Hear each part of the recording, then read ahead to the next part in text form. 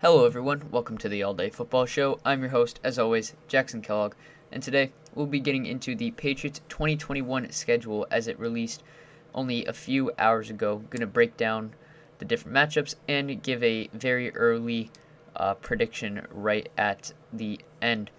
So, getting right off the bat, this is a 17-game season, the first year of that in the NFL. So to start that season, the Patriots start off at home against Miami at 4:30, and then the following week they're at MetLife to face the Jets at 1. So they open up against two division opponents. Then they come back home for week 3 against the Saints at home at 1.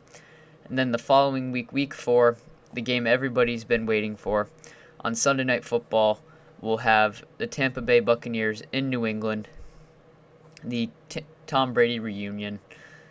Then after that, the Patriots go on the road to Houston for a 1 o'clock game. Then into Dallas. Then they come back home to face the Cowboys and the Jets. Cowboys game is at 4:30. Jets game at 1. Then they go on a little bit of a road streak, going all the way out to LA to face the Chargers at 4. And then going back over to Carolina at 1. Then they come back to home for a bit to play Cleveland at 1. Then they have a quick turnaround where they have to go to Atlanta for 8:30 on a Thursday night game. Then they come back home Sunday, 1 o'clock for the Titans. Then they go on the road Monday Night Football against the Bills. Then they have their bye week. The Patriots do not get their bye week until week 14, the latest bye week teams have this season. So it's a little rough. But after the bye week, they face the Indianapolis Colts. That'll either be a Saturday or Sunday game. The time is to be determined, as it is right before Christmas. And then the day after Christmas, they have a 2-game home streak where they are at home against Buffalo and Jacksonville. And then they close off the season on the road against Miami. All those last 3 games are 1 o'clock games. So some big notes to take into account. So obviously the Buccaneers game, week 4. I think what they did there is that looks like the time where if barring anything crazy, Brady will break the all-time passing yards record that Drew Brees currently has. And I think they want that to happen in Foxborough, so I expect that. It's the biggest reason why they threw it in week 4. The road games stretch in the middle of the season, starting on Halloween, so they have to go to LA and then come back and then go to Carolina.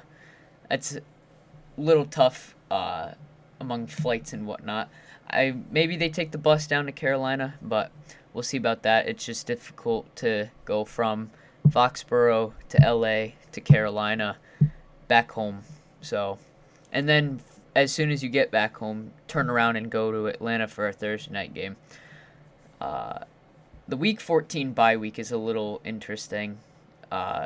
Forces the Patriots to play 13 games, and the Patriots are known for being able to come together as a different team after the bye week, so little tough that it's towards the end.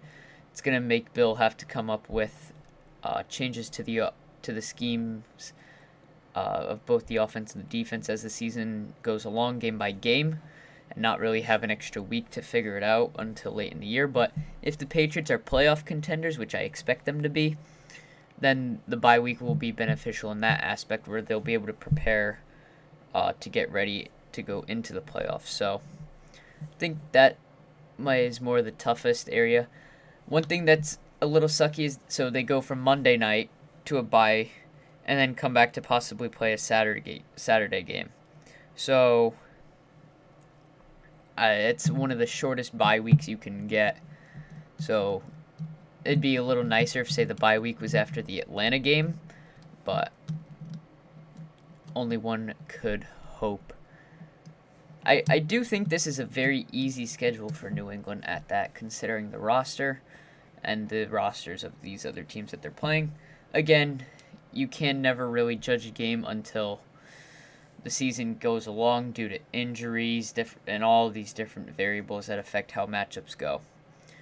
So, but without further ado, my very early prediction for the Patriots. I predict a 12-5 record. So that's very early, but I think the first loss, Tampa Bay is going to come in and smack the Patriots. It's bound to happen.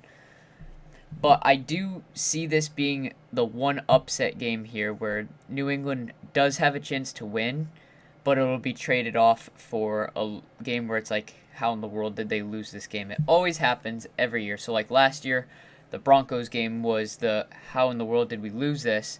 And then the Ravens game was like, wait, did we seriously just win that game? So there's trade offs. And I think the Buccaneers game would be the biggest opportunity for that, where they somehow magically pull off the win against the defending Super Bowl champs, but then they go and say lose to a team like maybe Tennessee or Indianapolis, who the Patriots look better than, but and should beat, especially considering Tennessee it's at home, but might not necessarily happen. So I also have a loss to the Chargers. After smacking them last year, I think the Chargers at home with a much better team come back and say, hey, not this time. In their whole new facility. I believe the Patriots played the Chargers in LA last year too. It's a very nice stadium. I do want to go see a game in that stadium one day. But just more of, it's in that time frame where October is not necessarily the greatest to Bill. So then the one game that I'm sure Atlanta has circled is the Patriots game for them. Thursday night football, the week before Thanksgiving, just makes a lot of sense that it's going to be a fat L for New England.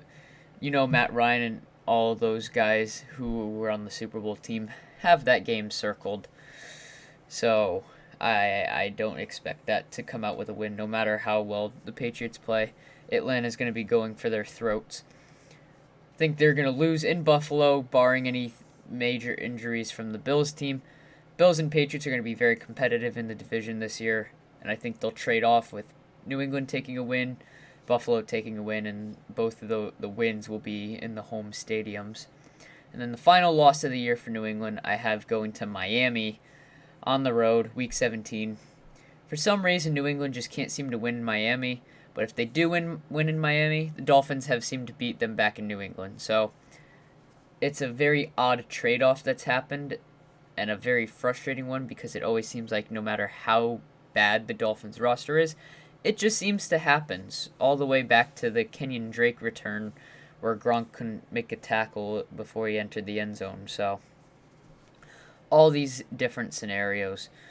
And then the wins, I think they start with a 3-game win streak with the Dolphins, Jets, Saints. The Saints will be a bit more of a trouble, but if Jameis Winston is starting, or even Taysom Hill, both of those guys, they're going to be turnover prone against that New England defense.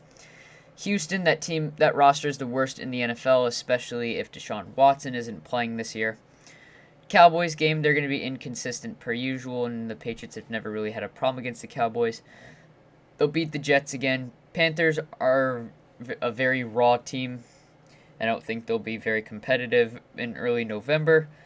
Browns game, they're very talented, but it'll be in Foxborough, and a lot of those guys are younger. Bill Belichick will find a way to take advantage of them, especially because the defensive guys, a lot of them are younger, so they'll find a way around that.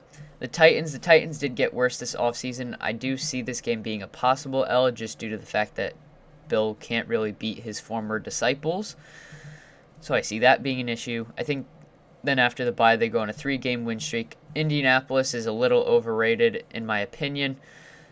They'll beat the Bills at home. Jacksonville is bad, and Bills got a great record against rookie quarterbacks. So they close out the bye week with a 3-game win streak, and then lose right before going into the playoffs against the Dolphins. But that might just be more of a rest guys situation, but the Dolphins usually do put up a fight at home and usually win it, especially as of recently. But that's where I'm pulling out a 12-5. I could maybe see an 11-6, but I could also see a 13-4. Not really seeing a 14-3 here.